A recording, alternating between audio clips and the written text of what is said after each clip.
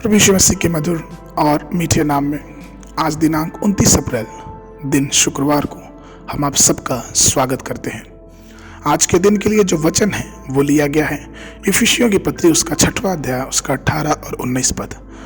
वचन इस प्रकार से कहता है, और हर समय और हर प्रकार से आत्मा में प्रार्थना और विनती करते रहो, और इसलिए जागते रहो कि सब पवित्र लोगों के लिए लगातार विनती किया करो कि मेरे लिए भी, कि मुझे बोलने के समय ऐसा प्रबल वचन दिया जाए कि मैं हियाव से सुसमाचार का भेद बता सकूं, जिसके लिए मैं जंजीर से जकड़ा हुआ राजदूत हूं।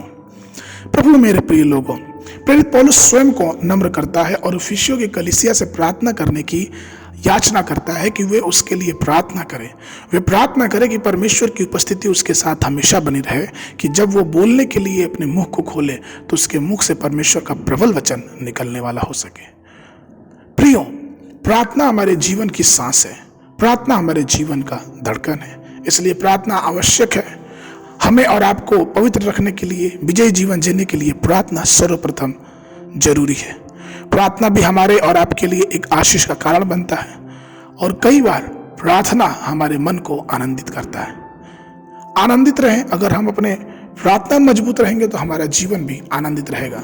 सही विश्वासी और परमेश्वर के सेवकों का 2 महत्वपूर्ण कार्य होना चाहिए। सबसे पहला कार्य कि उन्हें खुद से प्रार्थना करनी चाहिए, और दूसरा कि उन्हें प्रार्थना के योद्धा को खड़ा करना चाहिए, अर्थात उन लोगों के संपर्क में रहना चाहिए जो ईमानदारी से प्रार्थना करते हैं। पवित्र शास्त्र की पुस्तक उसका सबोपदेशक की पुस्तक उसका 4 अध्याय 9 और 10 पद इस प्रकार से कहता है, 1 से 2 अच्छे हैं क्योंकि उनके परिश्रम का फल अच्छा होता है, क्योंकि यदि उनमें से एक गिरे तो दूसरा उसे उठाएगा, परंतु हाय उस पर जो अकेला हो और गिरे और उसका उठाने वाला कोई ना हो।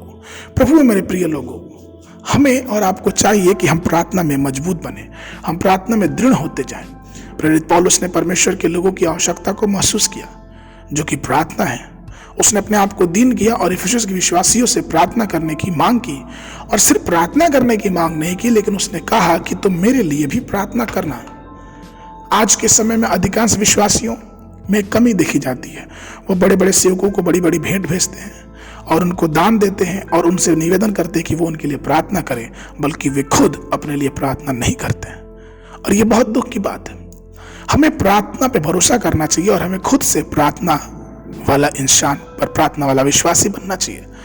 पवित्र शास्त्र में एक दूसरे को बोझ उठाने के लिए कहता है, और यदि हम मसीह हैं, अगर मसीह की व्यवस्था को पूरी करते हैं, तो हमें भी चाहिए कि हम एक दूसरे के लिए प्रार्थना करें, हम दूसरे के लिए याचना करें। जब कोई व्यक्ति थका हुआ हो, लड़खड़ाता हुआ हो, पीछे हटने वाला हो, तो कई बार ऐसा हो सकता है कि हमारी प्रार्थना उसे मजबूत बनाए और उसे मसीह में और आगे लेके आए।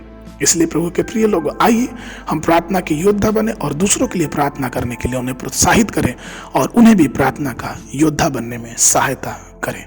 आज के मनन के लिए जो पद है वो लिया गया है रोमियो की पत्री उसका 15 अध्याय उसका 30 पद। और हे भाइयों, मैं यीशु मसीह का जो हमारे प्रभु है और पवित्र आत्मा के प्रेम का स्मरण दिलाकर तुमसे विनती करता हूं कि मेरे लिए परमेश्वर से प्रार्थना करने में मेरे साथ मिलकर लवलीन रहो। बाइबल अध्ययन सुबह के समय पहला राजा की पुस्तक उसका 6वां और 7वां अध्याय, संध्या के समय लूका रचित सुसमाचार उसका 20-27 पद से लेके 47 पद तक। परमेश्वर आप सबको आशीष देवे।